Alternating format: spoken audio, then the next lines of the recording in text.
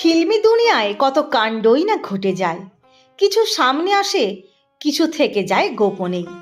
তবে বাংলা চলচ্চিত্রের অনবদ্য অভিনেত্রী ও পরিচালক অপর্ণা সেন এক সাক্ষাৎকারে এমন একটি গোপন তথ্য ফাঁস করলেন, যা শুনে হতবাক হতে হয়, তাও আবার অভিনেতা রঞ্জিত মল্লিককে নিয়ে।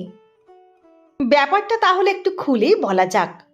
অপর্ণা সেন এক সাক্ষাৎকারে বলেছিলেন, দেবিকা ছবির একটি দৃশ্যে রঞ্জিত মল্লিকের আমাকে খাট থেকে কোলে তোলার কথা ছিল। খাট থেকে মাত্র 6 ইঞ্চি তুলতে হতো, তারপর কাট হয়ে গেলে আবার 6 ইঞ্চি নিচে আমাকে রাখতে হতো। আমাকে কোলে তোলার পরে হাঁপাতে শুরু করেন, জোরে জোরে নিঃশ্বাস নিতে শুরু করেন, তারপর ধূপ করে চেয়ারে বসে ঘটঘট করে 6 গ্লাস জল খান। বিষয়টা এত আনরোমান্টিক ছিল না, ভাবা